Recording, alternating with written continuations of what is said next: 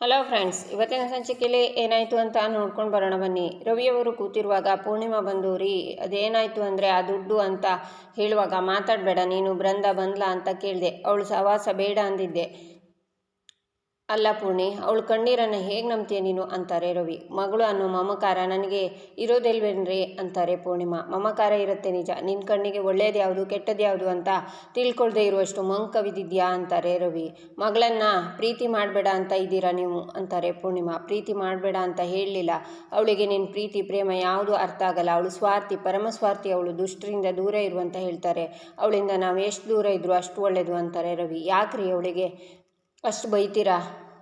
ಹುಟ್ಟಿದ ಮನೇಲಿ ಹೋದ ಮನೇಲಾಗಲಿ ಯಾರೂ ಅವಳಿಗೆ ಪ್ರೀತಿ ಕಾಳಜಿ ತೋರಿಸೋರಿಲ್ಲ.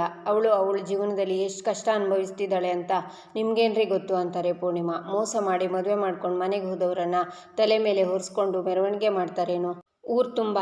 ಆ ಮನೆಯವರು ಎಷ್ಟೇ ಒಳ್ಳೆಯವರಾಗಿದ್ದರೂ ಇವಳು ಕಂತ್ರಿ ಬುದ್ಧಿ ನೋಡಿ 4 ದಿನಕ್ಕೆ ಮನೆಯಿಂದ ದೂರ ಇಟ್ಬಿಡ್ತಾರೆ. ಅಷ್ಟಕ್ಕೂ ಅವಳು ಸ್ವಾರ್ಥದಿಂದ ಮಾಡ್ಕೊಂಡಿರೋ ಮದುವೆ ಅದು. 1 ವರ್ಷದಲ್ಲಿ ಸರಿ ಹೋಗಬೇಕು ಅಂದರೆ ಸರಿ ಹೋಗುತ್ತಾ ಅಂತಾರೆ ರವಿ. ಪದೇ ಪದೇ ಬೈತಾ ಇರಬೇಡಿ ನೀವು, ನಾವು ಹೆತ್ತ ಮಗು ಅಲ್ವೇನ್ರಿ ಬೃಂದ, ಅವಳ ಬಗ್ಗೆ ಸ್ವಲ್ಪನಾದರೂ ಪ್ರೀತಿ ಕಾಳಜಿ ಇರಬೇಕಲ್ವ ನಮಗೆ.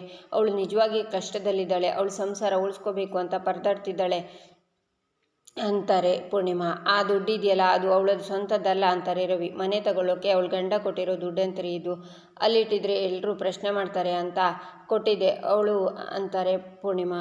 ಮೋಸದ ದುಡ್ಡಲ್ಲಿ ಕೋಟೆನೇ ಕಟ್ಬಿಟ್ಟಿದ್ದಾನೆ ಅವಳ ಮಾವ JP ಪಾಟೀಲ್. ನೀನು ಕಣ್ಣು ಕೊಟ್ಟೋಕೆ ಮನೆ ಮಠ ಅದು ಇದು ಅಂತ ಹೇಳಿದಳಷ್ಟೇ, ಲಾಭ ಇಲ್ಲದೆ ಯಾವ ಕೆಲಸನೂ ಮಾಡಲ್ಲ ನಿನ್ನ ದೊಡ್ಡ ಮಗಳು.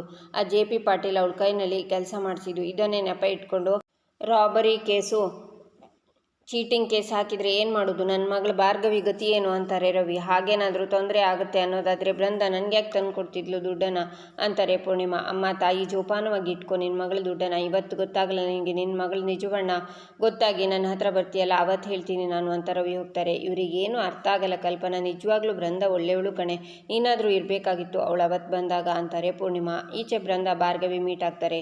ಏನು ಭಾರ್ಗವಿ, ಫೋನ್ ಮಾಡಿ ಇಲ್ಲಿಗೆ ಬರೋಕೆ ಹೇಳಿದೆ, ಹೋ ಇಲ್ಲಿ ಯಾರೂ ಇಲ್ಲ, ಕಾಲಿಗೆ ಬಿದ್ದು ಕ್ಷಮೆ ಕೇಳೋಣ ಅಂತನಾ? ನೋಡು ಅದೆಲ್ಲ ಏನೂ ಬೇಡ, ನನ್ನ ಮನೆಯವರು, ನನ್ನ ಸಂಸಾರ, ಇದರಿಂದ ದೂರ ಇರು ಅಷ್ಟು ಸಾಕು. ಚರಣ್ಗೆ ಸಿಕ್ಕಿದ್ಯಂತೆ, ಅವನಿಂದನೂ ದೂರ ಇರು. ಕ್ಷಮೆ ಕೇಳಬೇಕು ಅಂತ ಇದೆಯಾ? ಬೇಗ ಮುಗಿಸು, ನನಗೆ ಟೈಮ್ ಆಯಿತು ಹೊರಡಬೇಕು ಅಂತಾಳೆ ಬೃಂದ. ಕ್ಷಮೆ ಕೇಳಬೇಕು ಕಣೆ, ಆದರೆ ನಾನಲ್ಲ ನೀನು ಬಣ್ಣ ಬದಲಾಯಿಸೋ ಉಸಿರು ಒಳ್ಳೆ, ನಮ್ಮ ಮೇಲೆ ಕಿಂಚಿತು ಪ್ರೀತಿ ಇಲ್ದಿರೋಳು, ಸ್ವಾರ್ಥಕ್ಕೋಸ್ಕರ ಏನು ಬೇಕಿದ್ರೂ ಮಾಡ್ತೀಯ ಅಂತ ನನಗೆ ಗೊತ್ತಿತ್ತು. ಹೆತ್ತಮ್ಮನ ಪ್ರೀತಿನ ನಿನ್ನ ಸ್ವಾರ್ಥಕ್ಕೆ ಬಳಸ್ಕೋತೀಯ ಅಂದ್ಕೊಂಡಿರಲಿಲ್ಲ ಕಣೆ, ನೀನು ಒಬ್ಬ ಮಗಳ ಥೂ ಅಂತಾಳೆ ಭಾರ್ಗವಿ. ಏಯ್ ಯಾಕೆ ಹೀಗೆಲ್ಲ ಬೈತಿದ್ಯಾ? ನಾನೇನು ಮಾಡಿದೆ ಅಂತಾಳೆ ಬೃಂದ. ಮಾಡೋದೆಲ್ಲ ತಪ್ಪೇ ಆಗಿದ್ರು ಸಿಕ್ಕಿ ಹಾಕ್ಕೊಳ್ಳಲ್ಲ ಅನ್ನೋ ಓವರ್ ಕಾನ್ಫಿಡೆನ್ಸ್ ಅಲ್ವಾ ನಿನಗೆ? ನಿನ್ನ ಮಾತನ್ನು ನಂಬಕ್ಕೆ ನಾನು ಅಮ್ಮ ಅಲ್ಲ, ನೀನು ಒಂಥರ ಕಾರ್ಕೋಟಕ ವಿಷ ತುಂಬಿರೋ ಹಾವು. ನೀನು ಯಾವ ಟೈಮಲ್ಲಿ ಹೇಗಿರ್ತೀಯ ಅಂತಲೇ ನಂಬೋಕ್ಕಾಗಲ್ಲ. ನಿನ್ನನ್ನು ನಂಬ್ದವರನ್ನು ಬೀದಿಗೆ ತಂದು ನಿಲ್ಲಿಸ್ಬಿಡ್ತೀಯ ಅಂತಾಳೆ ಭಾರ್ಗವಿ. ಏಯ್ ಸಾಕು ನಿಲ್ಲಿಸೆ, ಏನು ಹೇಳಬೇಕು ಅಂತಿದ್ಯೋ ಅದನ್ನು ಹೇಳಿ ಮುಗಿಸಿ ತೊಲಗು ಅಂತಾಳೆ ಬೃಂದ. ಅಮ್ಮನ ಹತ್ರ ಯಾಕೆ ದುಡ್ಡು ಕೊಟ್ಟೆ ಅಂತಾಳೆ ಭಾರ್ಗವಿ. ನಿನಗೆ ಮುಂಚೆ ಅವಳು ನನಗೆ ಅಮ್ಮ, ದುಡ್ಡು ಕೊಡಬೇಕು ಅನ್ನಿಸ್ತು ಕೊಟ್ಟೆ, ಏನಿವಾಗ ಅಂತಾಳೆ ಬೃಂದ. ಅದೇ ಯಾಕೆ ಅಂತ ಕೇಳಿದೆ ಅಂತಾಳೆ ಭಾರ್ಗವಿ. ನಾನು ಮನೆ ತಗೋಬೇಕು ಅಂತ ಕೂಡಿಟ್ಟಿದ್ದೆ, ಜೋಪಾನವಾಗಿ ಇಟ್ಕೊ ಅಂತ ಕೊಟ್ಟೆ ಅಂತಾಳೆ ಬೃಂದ. ಇಷ್ಟು ವರ್ಷ ಇಲ್ಲದೆ ಇರೋ ಅಮ್ಮನ ಮೇಲೆ ನಂಬಿಕೆ ಇದ್ದಕ್ಕಿದ್ದ ಹಾಗೆ ಬಂದುಬಿಡ್ತಾ ಅಮ್ಮನ ಹತ್ರ ದುಡ್ಡು ಕೊಟ್ಟು ಹೊರಗಿನ ಪ್ರಪಂಚಕ್ಕೆ ಭಾರ್ಗವಿ ದುಡ್ಡು ತೊಗೊಂಡಿದ್ದಾಳೆ ಅಂತ ಅಪಪ್ರಚಾರ ಮಾಡಿದ್ಯಾ? ನೀನು ಮಾಡಿರೋ ಕೆಲಸದಿಂದ ನನಗೆ ಎಷ್ಟು ಅವಮಾನ ಆಯಿತು ಗೊತ್ತಾ? ಅಪ್ಪನ ಬಗ್ಗೆ ಎಷ್ಟು ಕೆಟ್ಟದಾಗಿ ಮಾತಾಡ್ತಿದ್ದಾರೆ ಗೊತ್ತಾ ಅಂತಾಳೆ ಭಾರ್ಗವಿ. ಸಾಕು ನಿಲ್ಲಿಸ್ತೀಯಾ? ಅಮ್ಮಂಗೆ ಸುಳ್ಳು ಹೇಳಿ ದುಡ್ಡು ಕೊಟ್ಟೆ ಏನೇ ಇವಾಗ ಅಂತಾಳೆ ಬೃಂದ. ಈಚೆ ವಿಕ್ಕಿ, ಶ್ಯಾಮ್, ವಂದನ ಎಲ್ಲರೂ ವಿಡಿಯೋನ ಚೆಕ್ ಮಾಡ್ತಿರ್ತಾರೆ. ಆಗ ವಿಕ್ಕಿ ವಂದನ ಜಗಳ ಮಾಡ್ಕೋತಾರೆ. ಆಗ ಸಾಕು ಸುಮ್ಮನಿರಿ, ನಾವು ಇಲ್ಲಿಗೆ ಯಾಕೆ ಬಂದಿದ್ದೀವಿ ಅಂತ ಗೊತ್ತು ತಾನೆ ಅಂತಾನೆ ಶ್ಯಾಮ್. ಈಚೆ ಬೃಂದ, ನನಗೆ ನನ್ನ ಸಂಸಾರ ಮುಖ್ಯ, ನಂದು ಅಂತ ಬಂದರೆ ನಾನು ಯಾರನ್ನು ಬೇಕಿದ್ರೂ ಬಳಸ್ಕೋತೀನಿ, ಯಾವ ಮಟ್ಟಕ್ಕೆ ಬೇಕಿದ್ರೂ ಇಳಿತೀನಿ. ನನ್ನ ಜೀವನ ಸರಿ ಮಾಡ್ಕೊಳ್ಳೋಕ್ಕೆ ನಾನು ಏನು ಮಾಡಿದ್ರು ಅದು ಸರಿಯೇ, ಅದರಿಂದ ಬೇರೆಯವ್ರ ಜೀವನ ಹಾಳಾದರೆ ಅದು ಅವ್ರ ಕರ್ಮ, ನಾನೇನು ಮಾಡೋಕ್ಕಾಗುತ್ತೆ ಅಂತಾಳೆ. ಆಗ ಅದನ್ನೆಲ್ಲ ರೆಕಾರ್ಡ್ ಮಾಡ್ಕೊಂಡಿದ್ದನ್ನು ಭಾರ್ಗವಿ ಫೋನಲ್ಲಿ ಕೇಳಿಸ್ತಾಳೆ. ಸರಿಯಾಗಿದೆ ಅಲ್ಲ, ಇದನ್ನು ಅಮ್ಮಂಗೆ ತೋರಿಸಿದರೆ ಏನಾಗ್ಬೋದು ಅಂತ ಯೋಚನೆ ಮಾಡಿದೀಯಾ ಅಂತಾಳೆ ಭಾರ್ಗವಿ. ಬೇಡ ಭಾರ್ಗವಿ, ಮೊದಲು ಆ ವಾಯ್ಸ್ ರೆಕಾರ್ಡನ್ನ ಡಿಲೀಟ್ ಮಾಡು, ಆಡೋ ಮಾತನ್ನು ರೆಕಾರ್ಡ್ ಮಾಡ್ಕೊಳ್ಳುವಷ್ಟು ಚೀಪ ನೀನು ಅಂತಾಳೆ ಬೃಂದ. ಅಡ್ವೊಕೇಟ್ ನಾನು, ಎಲ್ಲನೂ ಎವಿಡೆನ್ಸ್ ದೃಷ್ಟಿಲೇ ನೋಡ್ತೀನಿ. ಇಷ್ಟೆಲ್ಲ ಮಾಡಿರೋ ನೀನು ಸರಿ ತಪ್ಪಿನ ಬಗ್ಗೆ ಮಾತಾಡಬೇಡ, ಆ ಯೋಗ್ಯತೆ ನಿನಗಿಲ್ಲ. ಇದನ್ನೇನಾದರೂ ಅಮ್ಮಂಗೆ ತೋರಿಸಿದರೆ ಇಂಥ ಮಗಳಿಗೆ ಜನ್ಮ ಕೊಟ್ಲಲ್ಲ ಅಂತ ಎದೆ ಹುಡ್ಕೊಂಡು ಸತ್ತೋಗ್ತಾಳೆ ಅಂತಾಳೆ ಭಾರ್ಗವಿ. ಭಾರ್ಗವಿ ಇನ್ನೂ ಕಾಲ ಮಿಂಚಿಲ್ಲ, ಆ ದುಡ್ಡನ್ನು ನೀನೇ ಇಟ್ಕೋ, ಅಪ್ಪ ಅಮ್ಮಂಗೆಲ್ಲ ಸೇರಿ ಏನಾದರೂ ತಗೋ, ಎಂಜಾಯ್ ಮಾಡು, ಬೇಕಿದ್ರೆ ಇನ್ನೂ ಕೇಳು ತಂದ್ಕೊಡ್ತೀನಿ ಅಂತಾಳೆ ಬೃಂದ. ನೆನಪಿರಲಿ ಬೃಂದಕ್ಕ, ಈ ಎವಿಡೆನ್ಸ್ ಯಾವಾಗಲ್ಲ ನನ್ನ ಹತ್ರ ಇರುತ್ತೆ. ಇನ್ನೊಂದು ಸಲ ಏನಾದರೂ ನನ್ನ ತಂಟೆಗೆ ಬಂದರೆ ಇದನ್ನು ಎಲ್ಲ ಬಳಸ್ಕೋಬೇಕು, ಅಲ್ಲಿ ಬಳಸ್ಕೋತೀನಿ. ನಿಮ್ಮ ಮಾವ ಅಲ್ಲ ಅವರು ಅಪ್ಪ ಬಂದ್ರೂ ನನ್ನ ಕೋರ್ಟ್ಗೆ ಹೋಗೋದನ್ನು ತಡೆಯೋಕ್ಕಾಗಲ್ಲ ಅಂತ ಭಾರ್ಗವಿ ಅಲ್ಲಿಂದ ಹೋಗ್ತಾಳೆ. ಈಚೆ ಅರ್ಜುನ್ ಫ್ರೆಂಡ್ ಭಾರ್ಗವಿ ಕೋರ್ಟಿಗೆ ಬಂದಿಲ್ವಾ, ನಿಮ್ಮ ಅಪ್ಪನೇ ಎದುರು ಹಾಕ್ಕೊಂಡ್ರೆ ಕಷ್ಟ ಅಂತ ಹೆದರಿದ್ದಾರೆ ಮಗ ಅಂತಾನೆ. ಆದರೆ ಅವರಿಗಿರೋದು ಭಯ ಅಲ್ಲ, ಅವಿಡೆನ್ಸ್ ಇದೆ ಅನ್ನೋ ಕಾನ್ಫಿಡೆನ್ಸ್ ಇದೆ ಅಂತ ನನಗೆ ಆಮೇಲೆ ಅರ್ಥ ಆಯಿತು ಅಂತಾನೆ ಅರ್ಜುನ್. ಏನು ಅವಿಡೆನ್ಸು ಅಂತಾನೆ ಫ್ರೆಂಡ್. ಭಾರ್ಗವಿ ನಮ್ಮ ಅಪ್ಪನ ಸೋಲ್ಸೋಕೆ ಕಲೆಕ್ಟ್ ಮಾಡಿರೋ ಸಾಲಿಡ್ ಅವಿಡೆನ್ಸ್ ಅಂತ ಪೆನ್ ಡ್ರೈವ್ನ ತೋರಿಸ್ತಾನೆ ಅರ್ಜುನ್. ನಾನು ಓಪನ್ ಮಾಡೋಕ್ಕೆ ಟ್ರೈ ಮಾಡಿದೆ, ಪಾಸ್ವರ್ಡ್ ಪ್ರೊಟೆಕ್ಟರ್ ಅಂತ ಬರ್ತಿದೆ ಅಂತಾನೆ. ಮೊದಲು ಇದನ್ನು ಪುಡಿ ಪುಡಿ ಮಾಡಬೇಕು, ಆವಾಗ ನಿಮ್ಮ ಅಪ್ಪನೇ ಗೆಲ್ತಾರೆ ಅಂತಾನೆ ಫ್ರೆಂಡ್. ಹಾಗಲ್ಲ ಮಗ, ಅದೇನು ಪ್ರೂಫ್ ಏನು ಅಂತ ತಿಳ್ಕೋಬೇಕು, ಆಮೇಲೆ ಇದನ್ನು ನಾಶ ಮಾಡಿದರೆ ಒಂದು ಅರ್ಥ ಇರುತ್ತೆ ಮಗ. ನಮ್ಮ ಮುಂದೆ ಇರೋದು ಟಗರು ಪುಟ್ಟಿ ಅಲ್ಲ, ನಮ್ಮ ಡ್ಯಾಡ್ ಮೇಲೆ ದ್ವೇಷ ಕಾರ್ತಿರೋ ಲಾಯರ್ ಭಾರ್ಗವಿ ಅಂತಾನೆ ಅರ್ಜುನ್. ಈಚೆ ವಿಕ್ಕಿ ಶ್ಯಾಮ್ ಹತ್ರ ಖಂಡಿತ ಸಿಗಲ್ಲ ಬಿಡಿ ಸರ್ ಅಂತಾನೆ. ನೋಡ್ತಾ ಇಲ್ವಾ, ಸುಮ್ಮನಿರಿ ಅಂತ ನೋಡ್ತಾ ಈ ಫೈಲ್ ಡಿಲೀಟ್ ಆಗಿದೆ ಅಂತಾನೆ ಶ್ಯಾಮ್. ನಂತರ ನೋಡ್ತಾ ಫೋಲ್ಡರ್ನ ಯಾರೋ ಓಪನ್ ಮಾಡಿದ್ದಾರೆ, ಕಾಪಿ ಮಾಡಿದರೆ ಮುಗೀತು, ನಮ್ಮ ಕತೆ ಮುಗೀತು. JP ಸರ್ ಡೌಟ್ 100ಕ್ಕೆ 100 ನಿಜ ಆಯಿತು. ಈ ಡಿವೈಸಿಂದ ವಿಡಿಯೋವನ್ನು ಯಾರೋ ಆಲ್ರೆಡಿ ಕಾಪಿ ಮಾಡಿದ್ದಾರೆ ಅಂದರೆ ಇದನ್ನು ಖಂಡಿತ ಭಾರ್ಗವಿ ಮಾಡಿರ್ತಾಳೆ. JP ಸರ್ಗೆ ಏನಪ್ಪ ಹೇಳೋದು ಅಂತಾನೆ ಶ್ಯಾಮ್. ಸರ್ ಏನು ಹಿಂಗೆ ಹೇಳ್ತಿದ್ದೀರಾ, JP ಸರ್ ಎಲ್ಲ ಹ್ಯಾಂಡ್ಲ್ ಮಾಡ್ತಾರೆ ತಾನೆ ಅಂತಾನೆ ವಿಕ್ಕಿ. ಸ್ಟಾಪ್ ಇಟ್ ವಿಕ್ಕಿ, ಇಷ್ಟು ದೊಡ್ಡ ಎವಿಡೆನ್ಸ್ ಅವಳ ಕೈ ಸೇರಿದೆ, ಇನ್ನು JP ಅಂಕಲ್ ಏನು ಮಾಡ್ತಾರೆ ಅಂತಾಳೆ ವಂದನಾ. ಈಚೆ ಅರ್ಜುನ್ ಫ್ರೆಂಡ್ ಅರ್ಜುನ್ ಹತ್ರ ಅಂದರೆ ಆ ಎವಿಡೆನ್ಸ್ ಎಲ್ಲ ಆಚೆ ಬಂದರೆ ಎಲ್ಲ ಸರಿ ಹೋಗುತ್ತಾ ಅಂತಾನೆ. ಇಲ್ಲ ಮಗ, ಆವಾಗ ಶುರುವಾಗುತ್ತೆ ನಿಜವಾದ ಆಟ ಅಂತಾನೆ ಅರ್ಜುನ್.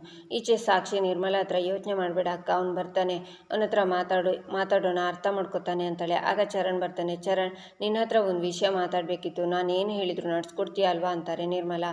ಅದರಲ್ಲಿ ಅನುಮಾನನೇ ಬೇಡಮ್ಮ ಅಂತಾನೆ ಚರಣ್. ಬೃಂದಾ ಅವಳ ಮಾತನ್ನು ಉಳಿಸ್ಕೊಂಡಿದ್ದಾಳೆ, ಆ ಲಾಯರ್ ಭಾರ್ಗವಿ ಕೋರ್ಟ್ಗೆ ಬರದೇ ಇರೋ ಹಾಗೆ ತಡೆದಿದ್ದಾಳೆ, ನಮ್ಮ JPಗೆ ಹೆಲ್ಪ್ ಮಾಡಿದ್ದಾಳೆ ಅಂತಾರೆ ನಿರ್ಮಲಾ. ಇದನ್ನೆಲ್ಲ ನನಗೆ ಯಾಕೆ ಹೇಳ್ತಿದ್ಯಮ್ಮ ಅಂತಾನೆ ಚರಣ್.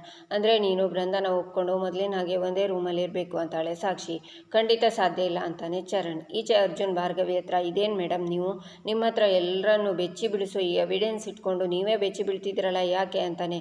ನೀವೇನ್ರಿ ಪೆನ್ ಡ್ರೈವ್ನ ತೊಗೊಂಡು ಬಂದು ಮುಖಕ್ಕೆ ಹಿಡಿತೀರಲ್ಲ ಅಂತಾಳೆ ಭಾರ್ಗವಿ. ತಗೊಳ್ಳಿ ನಿಮ್ಮ ಪೆನ್ ಡ್ರೈವ್ನ ಅಂತಾನೆ ಅರ್ಜುನ್. ಇನ್ನೂ ಹೊಡೆದಾಕ್ಲಿಲ್ವಾ, ಯಾಕ್ರಿ ಸುಮ್ಮನಿದ್ರಿ ನೀವು ಫೇವ್ರೇಟ್ ಲಾಯರ್ನ ಉಳಿಸ್ಕೊಳ್ಳೋಕ್ಕೆ ಎಲ್ಲಿದನ್ನು ಮುರಿದು ಸಾಕ್ಷಿನ ನಾಶ ಮಾಡಿಬಿಡ್ತಿರೋ ಅಂತ ನನಗೊಂದು ಸಣ್ಣ ಡೌಟ್ ಇತ್ತು, ಆದರೆ ನೀವು ಹಾಗಲ್ಲ ಬಿಡಿ ಅಂತಾರೆ ಭಾರ್ಗವಿ. ಸರಿ, ನೀವ್ಯಾಕೆ ಕೋರ್ಟ್ ಹಿಯರಿಂಗ್ಗೆ ಬಂದೇ ಇರಲಿಲ್ಲ ಅಂತಾನೆ ಅರ್ಜುನ್. ಅದೊಂದು ದೊಡ್ಡ ಕತೆ ಪಾರ್ಥ, ನನ್ನವರೇ ನನ್ನ ತಡೆದ್ಬಿಟ್ರು, ಅದೆಲ್ಲ ಬಿಟ್ಟಾಕಿ, ನೀನು ಗೆದ್ದುಬಿಟ್ಟೆ ಅಂತಾಳೆ ಭಾರ್ಗವಿ. ನಾನೇನು ಗೆದ್ದೆ ಅಂತಾನೆ ಅರ್ಜುನ್. ನನ್ನ ನಂಬಿಕೆನ ಪಾರ್ಥ ಅಂತಾಳೆ ಭಾರ್ಗವಿ. ಅದೇ ನನಗೆ ಬೇಕಾಗಿರೋದು, ನಿಮಗೆ ಹತ್ರ ಆಗಿ ಡ್ಯಾಡ್ ಬಗ್ಗೆ ನಿಮಗೆ ಗೊತ್ತಿರೋ ಎಲ್ಲ ವಿಷಯನೂ ತಿಳ್ಕೋಬೇಕು ಅಂತ ಅರ್ಜುನ್ ಯೋಚನೆ ಮಾಡ್ತಾನೆ. ಆಗ ಒಬ್ಬ ಪೊಲೀಸ್ ಕಳ್ಳನ ಆಡ್ಸ್ಕೊಂಡು ಬರುವಾಗ ಅರ್ಜುನ್ನ ತಳ್ತಾನೆ. ಅವನು ಭಾರ್ಗವಿ ಮೈ ಮೇಲೆ ಬೀಳ್ತಾನೆ. ಆಗ ಒಬ್ರನ್ನೊಬ್ರು ಹಾಗೆ ನೋಡ್ತಾ ಕಳೆದು ಹೋಗ್ತಾರೆ. ನಂತರ ಹೇಳುವಾಗ ಮತ್ತೆ ಭಾರ್ಗವಿ ಅರ್ಜುನ್ ಮೈ ಮೇಲೆ ಬೀಳ್ತಾಳೆ. ಅವಳು ಕರಿಕೊಟ್ಟನ ಬ್ಯಾಗನ್ನು ಅರ್ಜುನ್ ಎತ್ತಿ ಕೊಡ್ತಾನೆ. ರೀ ಪಾರ್ಥ, ಹಿಡ್ಕೊಳ್ಳಿ ಅಂತ ಹೇಳ್ದೆ ತಾನೆ ಅಂತಾಳೆ ಭಾರ್ಗವಿ. ಹಿಡ್ಕೊಂಡನಲ್ಲ ಮೇಡಮ್ ಅಂತಾನೆ ಅರ್ಜುನ್. ನನ್ನನ್ನಲ್ಲ, ಪೆನ್ ಡ್ರೈವ್ನ ಅಂತಾಳೆ ಭಾರ್ಗವಿ. ಅವನು ಯಾವನೋ ಗುದ್ಕೊಂಡು ಹೋದ ಅಂತಾನೆ ಅರ್ಜುನ್. ತಗೊಳ್ಳಿ ಅಂತ ಪೆನ್ ಡ್ರೈವ್ನ ಕೊಡ್ತಾಳೆ ಭಾರ್ಗವಿ. ಬೇರೆ ಏನಾದರೂ ಸಾಕ್ಷಿ ಸಿಗ್ತಾ ನಿಮಗೆ ಅಂತಾನೆ ಅರ್ಜುನ್. ಸದ್ಯಕ್ಕೆ ಇದು ನಿಮ್ಮ ಹತ್ರ ಇರಲಿ ಅಂತ ಕೊಡ್ತಾ ಇದ್ದೀನಿ ಅಂತಾಳೆ ಭಾರ್ಗವಿ. ಸರಿ, ನಾನೇನು ಹೊರಡ್ತೀನಿ ಅಂತ ಅರ್ಜುನ್ ಹೋಗುವಾಗ, ಪಾರ್ಥ ಪೆನ್ ಡ್ರೈವ್ ಹುಷಾರು ಅಂತಾಳೆ ಭಾರ್ಗವಿ. ಅರ್ಜುನ್ ಬಗ್ಗೆ ಯೋಚನೆ ಮಾಡ್ತಾ ಬರುವಾಗ ಅವಳು ಹಿಡ್ಕೊಂಡಿರೋ ಪೇಪರ್ಸ್ ಎಲ್ಲ ಹಾರಿ ಹೋಗುತ್ತೆ. ಅದನ್ನು ತಗೊಳ್ತಾ ಬರುವಾಗ ಒಂದು ಪೇಪರ್ ಮೇಲೆ JP ಬಂದು ಕಾಲಿಡ್ತಾರೆ. ಆಗ ಭಾರ್ಗವಿ, ತುಳಿಯೋದನ್ನು ನೀವು ಇನ್ನೂ ಬಿಟ್ಟಿಲ್ಲ ಅಲ್ವಾ ಸರ್, ಒಂದು ಕಾಪಿ ತಾನೇ, ಮತ್ತೆ ಪ್ರಿಂಟ್ ಮಾಡಿಸ್ತೀನಿ ಅಂತಾಳೆ. ತುಳಿಯೋದೇನು, ಹೊಸಕೆ ಹಾಕೋದು ಚೆನ್ನಾಗಿ ಬರುತ್ತೆ, ನೀನೇ ದಾರಿಗೆ ಬಂದಿಯಲ್ಲ ಅಂತಾರೆ JP. ಏನು ಹೇಳ್ತಿದ್ದೀರಾ ಅಂತಾಳೆ ಭಾರ್ಗವಿ.